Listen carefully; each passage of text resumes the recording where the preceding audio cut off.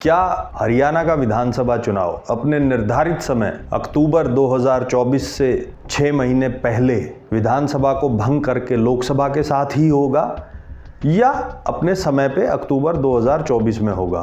इसके लिए मैं आपके सामने 7-8 तर्क रखता हूँ। पिछले 25 साल में हरियाणा में विधानसभा 2 बार भंग हुई है। मतलब चुनाव जिस समय होना था, माहौल को देखते हुए तत्कालीन मुख्यमंत्रियों ने विधानसभा को भंग करके चुनाव कराया और सरकारें बनाई। वो 2 बातें कब हुई? वो एक बार तो हुआ सन 2000 में। उस समय ओम प्रकाश चौटाला हरियाणा के मुख्यमंत्री थे, पर वो दौर ऐसा था जिस समय केंद्र में 3 साल में या 3.5 साल में 3 बार लोकसभा चुनाव हुए थे। मतलब एक चुनाव तो 96 में हुआ, फिर 98 और 99 में मध्यावधि चुनाव हुए। तो 1999 में कारगिल युद्ध के समय कारगिल की लहर के चलते हरियाणा में 10 की 10 सीट 5 ओम प्रकाश चौटाला की पार्टी ने, इनेलो ने, और 5 सीटें भाजपा ने जीती थी। तो उस माहौल को भुनाने के लिए ओम प्रकाश चौटाला ने सन 2000 में ही विधानसभा भंग करके चुनाव में चले गए और आसानी से चुनाव जीत गए। इसके बाद चलते हैं 2009 में। 2009 में कांग्रेस पार्टी ने लोकसभा चुनाव में, जो अप्रैल 2009 में हुए थे, उसमें कांग्रेस पार्टी ने 10 में से 9 लोकसभा सीटें हरियाणा में जीती।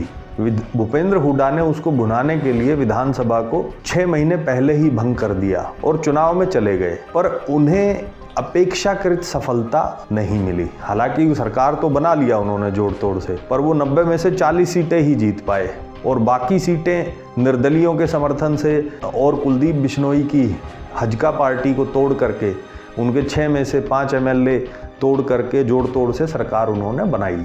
विधानसभा भंग करने का सवाल 2019 में भी चला। 2019 में ये तर्क बहुत बार डिस्कस होता था राजनीतिक पंडितों के बीच में कि क्या हरियाणा सरकार भी 6 महीने पहले विधानसभा को भंग करके अप्रैल में ही चुनाव करा लेगी। ये सवाल 2019 में भी चला था, पर उस समय केंद्र सरकार ने फैसला लिया कि हम ना झारखंड, ना महाराष्ट्र और ना हरियाणा की विधानसभा को भंग करेंगे, जहां भाजपा की सरकारें थी। भाजपा को 2014 में 10 में से 7 सीटें मिली थी और 19 में मिली 10 में से 10। तो हरियाणा के मुख्यमंत्री मनोहर लाल खट्टर ओवर कॉन्फिडेंस, अति आत्मविश्वास में उन्होंने 75 पार का नारा दिया, पर रिजल्ट उनका रहा उससे आधा। भाजपा, जैसे कांग्रेस 2009 में 40 सीटों पे जाके गिरी थी, भाजपा भी 40 सीटों पे जाके गिरी।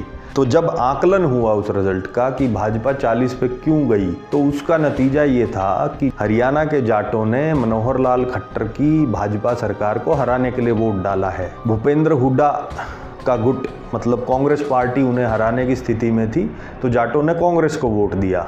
और जहां दुष्यंत चौटाला की पार्टी भाजपा को हराने की स्थिति में थी, जाटों ने दुष्यंत चौटाला की पार्टी को वोट दिया। तो कहीं ना कहीं ये हुआ कि 2016 में हुए जाट आंदोलन और जाट आंदोलन की हुई हिंसा का जो माहौल था, जाटों के मन में खटास थी, उस खटास को उन्होंने मोदी के चुनाव के समय तो भुला दिया राष्ट्रवाद की भावना के चलते। पर जब हरियाणा का विधानसभा चुनाव आया तो भाजपा को चुनाव में ठोक दिया।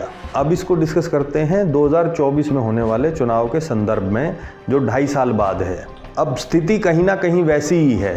हरियाणा के जाटों का परसेप्शन भाजपा के लिए, हरियाणा के जाटों का परसेप्शन मनोहर लाल खट्टर के लिए वैसा ही है। कोई चेंज नहीं है 2.5 साल में, जैसा था वैसा ही है। बल्कि हो सकता है कुछ और परसेंटेज बढ़ा हो किसान आंदोलन के चलते, क्योंकि किसान आंदोलन में जाटों ने, हरियाणा के जाटों ने बढ़ चढ़कर हिस्सा लिया था। तो उसको मान के चलिए कि जाट जो हैं वो भाजपा के खिलाफ मेजॉरिटी से जाएंगे। पर बीच में मोदी का चुनाव भी है और मोदी दोबारा से राष्ट्रवाद पर चुनाव लड़ेंगे। धारा 370 का प्रचार जोर शोर से होगा कि भाई मैंने राष्ट्र के लिए ये काम किए, ये काम किए, ये काम किए, ये काम किए। और जो जाट 2019 में जाट आंदोलन की खटास के बावजूद मोदी को वोट दे चुके, वो दोबारा से वोट दे सकते हैं। मैं कंफर्म नहीं कह रहा देंगे मोदी को वोट, क्योंकि किसान आंदोलन में कहीं ना कहीं मोदी के खिलाफ खटास आई है जाटों में। पर मोदी अपना प्लान इस तरह रखेंगे कि वो राष्ट्रवाद की भावना जाटों में जगा करके उनका वोट लेने का प्रयास करेंगे। और खट्टर ये समझ चुके हैं कि वो बिना मोदी के जब 6 महीने बाद चुनाव में जाएंगे अक्टूबर 24 में, तो उस समय ऐसा ना हो कि हरियाणा की जनता रगड़ा चढ़ा दे उनको, कहीं वो 40 की बजाय 15 या 20 सीटों पे ना चले जाएं। तो उनके लिए बेस्ट बेट ये होगी कि वो हरियाणा की विधानसभा भंग करके अप्रैल 24 में ही लोकसभा चुनाव के साथ चुनाव में जाएं। अब बात है कि भंग खट्टर अपनी मर्जी से तो कर नहीं सकते, उनको अप्रूवल चाहिएगा अमित शाह का, नड्डा जी का, मोदी जी का, इन सब लोगों का भाजपा में अप्रूवल चाहिएगा उनको। अब वो अप्रूवल देंगे या नहीं उसका आकलन कर लेते हैं। मोदी जी 8 साल से प्रधानमंत्री हैं। इस दौरान अनेक प्रदेशों में भाजपा की सरकार रही, पर भाजपा ने एक भी प्रदेश में विधानसभा भंग करके चुनाव नहीं करवाया। उसके पीछे एक तर्क दिया जाता है कि 2004 में जब अटल बिहारी वाजपेयी ने विधानसभा भंग की थी, 2004 में जब अटल बिहारी वाजपेयी प्रधानमंत्री थे और वो लोकसभा को 6 महीने पहले भंग करके इंडिया शाइनिंग के नारे पे चुनाव में गए तो वो चुनाव हार गए थे। तो इसलिए उसके बाद ये सोच पैदा हुई, या यूँ कहिए कि भाजपा कभी भी विधानसभा या लोकसभा भंग करके चुनाव में नहीं जाती।